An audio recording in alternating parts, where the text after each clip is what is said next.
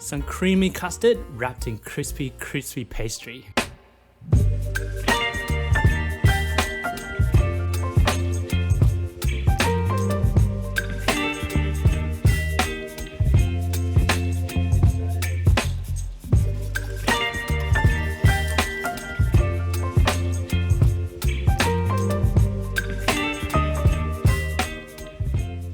G'day guys, how's it going? Welcome back to Sam's Home Kitchen, where I bring to you budget-friendly recipes with sustainability in mind. So in about an hour, I'm going to show up at my family lunch and I'm going to bring along these really amazing Portuguese tart or Portuguese egg tart, or in Portuguese it's called Pastéis de Nata. They are essentially sweet custard that's wrapped in crispy pastry on the outside. It's got texture, it's got flavor, it's got a balance of sweet and savory as well. I'm going to show you how to make the pastry as well as a filling, but trust me, the effort is so worth it. If you got any parties or family gathering coming up, I really recommend you to make this and everyone will be so impressed. That is all I want to talk about today, and let's get cooking. We're making everything from scratch today, so we have ingredients for the pastry part and then for the custard filling part. For pastry, we're going to need some flour mixed with water to make the dough, some butter for layers to make it all nice and flaky. For our fillings, we want some milk, about 5 eggs. We'll also need some flour in the fillings to stabilize it, some salt to season, can't forget about sugar. Optionally, but recommended, some imitation vanilla and cinnamon to flavor the custard. A fair few ingredients here, but nothing really out of ordinary, so I hope you are keen to give this a try. To start with, we cannot really do any of these without a scale. Baking without a scale is like driving with your eyes closed. We all know how that will end. Get a big mixing bowl and we are going to make the pastry first. To make 12 egg tarts, we want 120 grams of flour, so it works out to be about 10 grams of flour per tart. 6 grams of salt to help the gluten formation.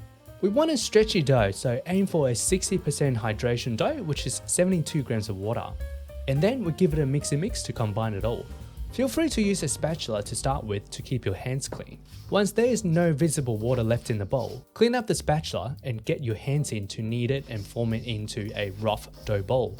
With the first knead, it doesn't have to be smooth at all. As long as we have the dough ball formed, we can leave it resting for 20 minutes to hydrate. Just like anything, rather than forcing the moisture and flour to be best friends, give it some time. They'll work it out in the end. Rather than using plastic wrap, use a lid to cover if you want to keep the dough moist. While the flour is making out with water, we want to weigh out about 100 grams of butter. We want something soft and spreadable, so I left the tub out for a couple hours to make it easy to work with. Weigh out 100 grams and then we want to roughly portion it into 3 equal parts. After about 20 minutes, we come back to the dough and it's time to work it. Get the dough out and knead it until it's smooth.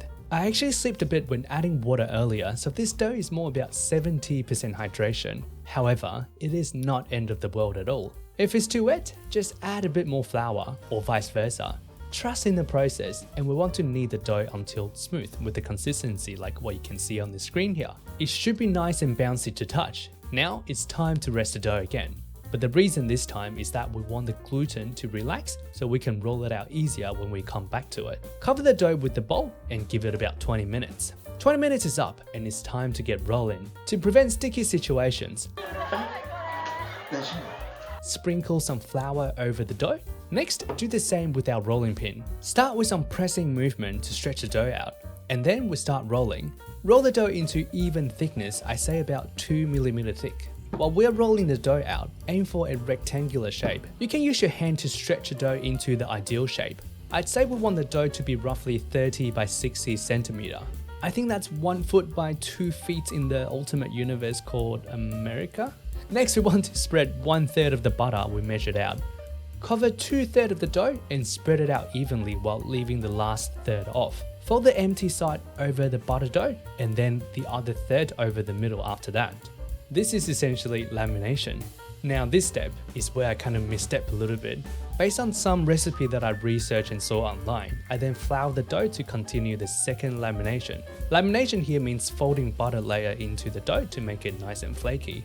As you can see here, once I start rolling, the butter just comes oozing out. The reason probably is because where I am right now is in the middle of summer and the butter is soft as in room temperature. There's no way I can just keep rolling this and pretend it's not happening. To solve the problem, I picked up the dough and popped it in the freezer for about 10 minutes to solidify the butter. After some cooling down, this is much better. The butter is staying where it should be.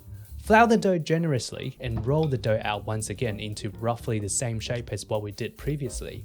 Next, spread another 1/3 of the butter over. You guessed it, 2/3 of the dough sheet.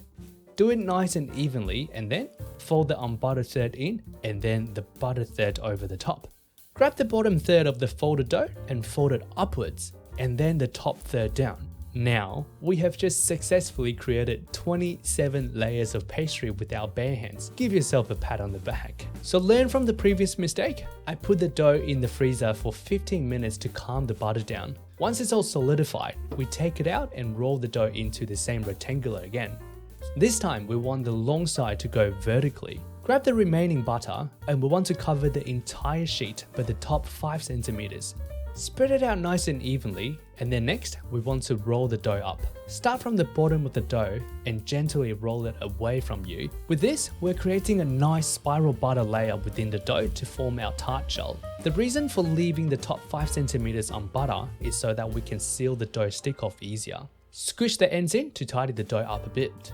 Now the dough is pretty much done and we want to put it away. Instead of using single-use plastic wrap and just add to the landfill right after we use, I just grab a plastic bag I got and kept from groceries. All we need is a sealed environment for our dough to rest in the fridge. Shove the dough in, roll the plastic bag up and tie the ends in to seal it off. Into the fridge for at least an hour if you're doing it on the day.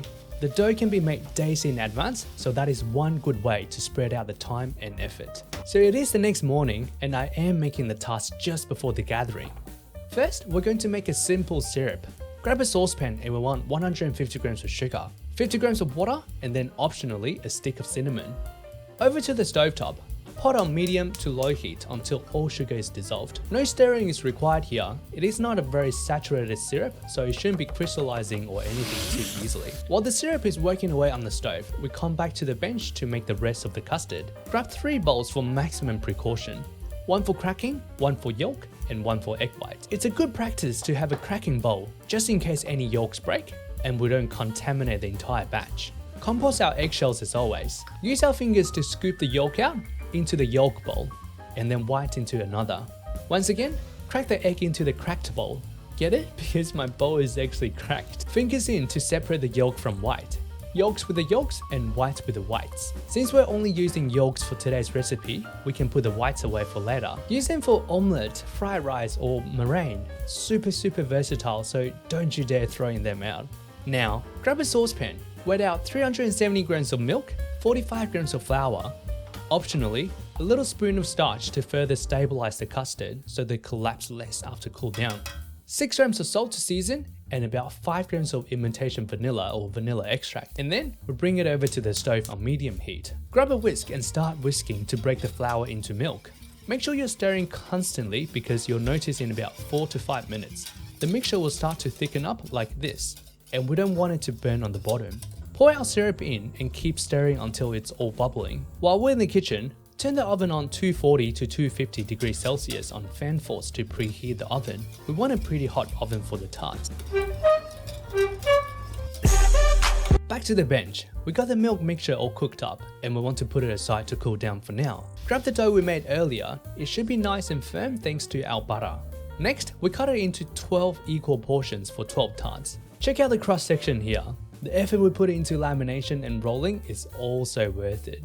Cut the pastry dough and chuck them into the muffin tray. Per pastry dough, we want the spiral to lay horizontally and press a finger down the center to form our tart base. Push the dough outwards and push it up against the muffin wall to form a little bowl shape. From another angle and we'll do it again. Finger right through the center, but not all the way through. And then push the dough outwards against the wall. Try to be as consistent as possible and then you can even build it over and above the edge for bigger tarts. Once all 12 bases are done, the milk mixture should be cool enough to work with as well. Pour out 5 egg yolks in and whisk it all through until all combined. To get a smoother texture custard, run it through a sieve to filter out any flour clumps, which I did have a little bit. Scrape it all clean as always because we don't like wasting. We're almost there. Fill each tub with our custard about 3/4 way full. The custard will expand in the oven, so make sure we leave enough headroom for that. Once all done, it's finally time to bake. Into the piping hot oven we have preheated for 20 minutes. We want the tarts to be about 20 to 25 centimeters from the top heating elements for some good caramelization. Once 20 minutes is up, out of the oven and just have a look at these gorgeous little guys. Golden custard containing some beautifully layered pastry. The cost breakdown is as below. 165 grams of flour at $1.10 a kilo equals to 18.15 cents. 100 grams of butter at $11.20 a kilo equals to $1.12. 12 grams of salt at 90 cents a kilo equals to 1.08 cents. 370 grams of milk at $1.65 a liter equals to 61.05 cents. 5 egg yolks at $4.20 a dozen equals to 87.5 cents. 5 grams of imitation vanilla at $10 a kilo equals to 5 cents. 150 grams of sugar at $1.10 a kilo equals to 16.5 cents. 1 stick of cinnamon at $28 a kilo is about 5 cents. 12 custard egg tarts costed us $3.0628 to make, which works out to be about 25 cents per piece. Alright, and there we have it. That is our Portuguese egg tart done. Took a little bit of effort, especially the pastry part, but really when I look at the result, the layers and the spirals and stuff down at the bottom, it's just so perfect. It's so worth that effort. Alright, I'm going to dig in and just let you know how it tastes like. Tell you what, nothing beats freshly baked goods. Doesn't matter how fresh, how early you get to the bakery, they're never going to be as fresh. Pastry slightly salty, it's super crunchy on the outside, work really well with really soft and creamy filling. My god, this is delicious, so worth that effort, and I hope everyone in the party is going to appreciate this. Alright, that is it for me. Thank you so much for tuning in. I hope you learned something. Really give this a try. You will not be disappointed. If you like this video, give it a like. If you want to see more, subscribe to the channel. I have a new video coming out every 2 weeks. Thank you so much, and I will see you in the next one.